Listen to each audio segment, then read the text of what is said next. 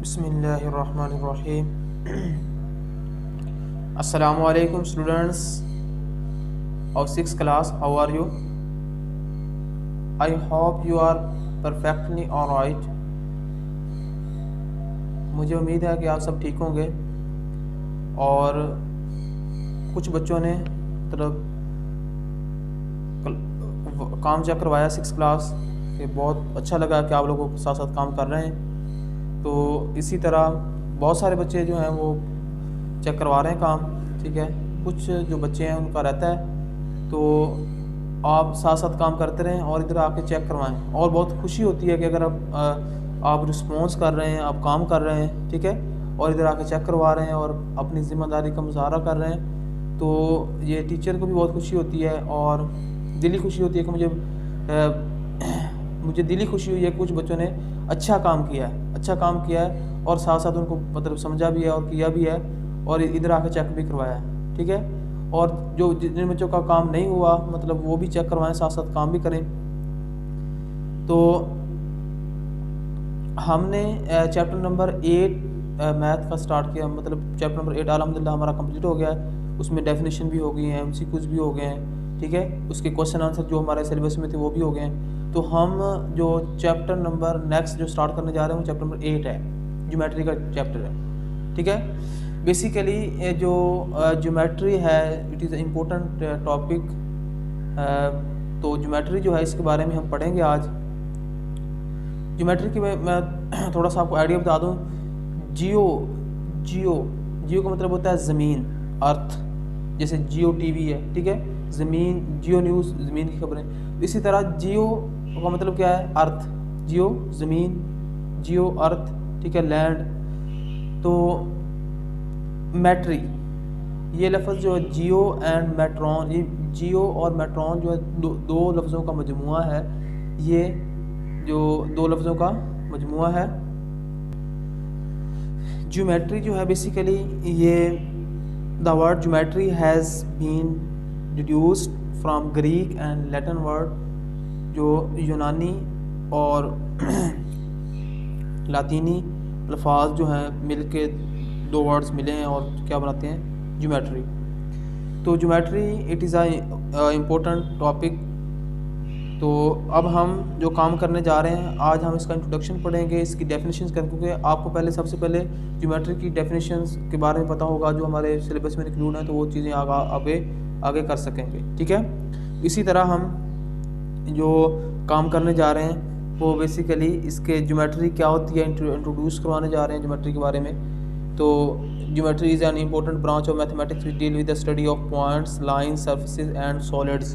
Geometry basically जो study of points है, lines है, सर्फेसेस है एंड सॉलिड्स की जो हमारे पास क्या है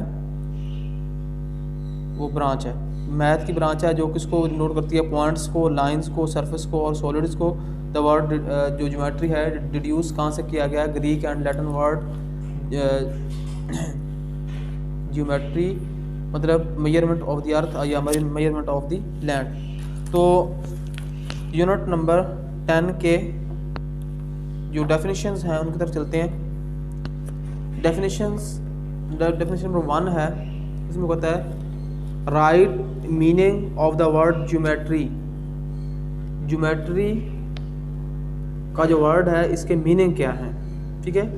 तो इसके बाद the word geometry has been deduced from Greek and Latin words which means measurement of the earth. अब देखें ना, जियो का मतलब होता है ज़मीन और मैट्रिक का मतलब होता है मेजरमेंट, ज़मीन की measurement, the measurement of the अर्थ, ठीक है। तो इसमें राइट हमने क्या लिखना है कि वर्ड ज्योमेट्री के मीनिंग लिखने हैं, ठीक है। द वर्ड ज्योमेट्री जो है तो है बेसिकली ज्योमेट्री जो है ये ब्रांच ऑफ मैथमेटिक्स है। बेसिकली इसको जो अल-राज़ी ने ज़्यादा इसके ऊपर काम किया है, तो उसने बहुत सारी चीज़ें इंट्रोड्यूस कराई ज्योमेट्री के बारे में। तो इसमें ज्योमेट्री मतलब जियो का मतलब पहले भी आपको बताया ज़मीन है एंड मैट्री का मतलब है मेजरमेंट, ज़मीन की मेजरमेंट, ज़मीन की पैमाइश, इसका उस ज्योमेट्री कहेंगे। तो ज्योमेट्री के जो हम नेक्स्ट जो एक्सरसाइज करनी है वो 10.4 है, तो वो हम नेक्स्ट लेक्चर में करेंगे, ठीक है। तो अभी जो है इसकी डेफिनेशंस को जो हमारे सिलेबस में इंक्लूड है, तो वो तो फर्स्ट डेफिनेशन इंक्लूड है इसमें, और right the meanings of the word geometry. तो ये आप लोगों ने अपनी नीट कॉपीज के ऊपर लिखनी है। The word geometry has been deduced from the Latin Greek and Latin words which means measurement of the earth as or land, ज़मीन या मतलब ज़मीन की पैमाइश, ठीक है। तो नेक्स्ट जो हमारे पास है definitions, what are the congruent angles. Congruent angles क्या होते हैं? तो two angles of the same measurement, two angles of same measurement are called congruent angle. अब देखें ना, दो एंगल हैं, उनकी मेजरमेंट सेम है, अगर एक 30 का दूसरा भी 30 का, तो वो दोनों एंगल आपस में क्या होंगे? कॉन्ग्रुएंट एंगल, ठीक है। ये बात आप ध्यान में रखें कि कॉन्ग्रुएंट एंगल की डेफिनेशन में बताई हुई है, what are the congruent angles, two angles of the same measurement are called congruent angle. अगर दो एंगल, अगर एक 45 का एंगल है दूसरा भी 45 का, तो वो दोनों एंगल आपस में क्या होंगे? Congruent angle. हम उसको क्या कहेंगे? Congruent angles. तो कॉन्ग्रुएंट एंगल की डेफिनेशन आपको क्लियर होगी कि to angles of the same measurement, two angles of same measurement is called congruent angles. जैसे 90 का, ये एक एंगल 90 का दूसरा भी 90 का, वो दोनों एंगल आपस में क्या है? Congruent angle. 30 का ले लें, फिर 60 का ले लें, दूसरा भी 60 का होना चाहिए, भाई मेजरमेंट सेम होनी चाहिए, तो वो क्या होगा? कॉन्ग्रुएंट एंगल्स होगा। तो नेक्स्ट है, how many elements are required to construct a triangle.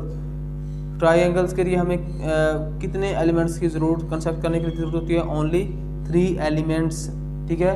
एक तो हमारे पास स्केल होना चाहिए, कंपास होनी चाहिए, ठीक है, और पेंसिल होनी चाहिए, बस, ठीक है। तो कुछ एलिमेंट्स हमें चाहिए जो इसको हम कॉन्ग्रुएंट करते हैं, मतलब कंस्ट्रक्ट करते हैं। How many elements are required to construct are triangles.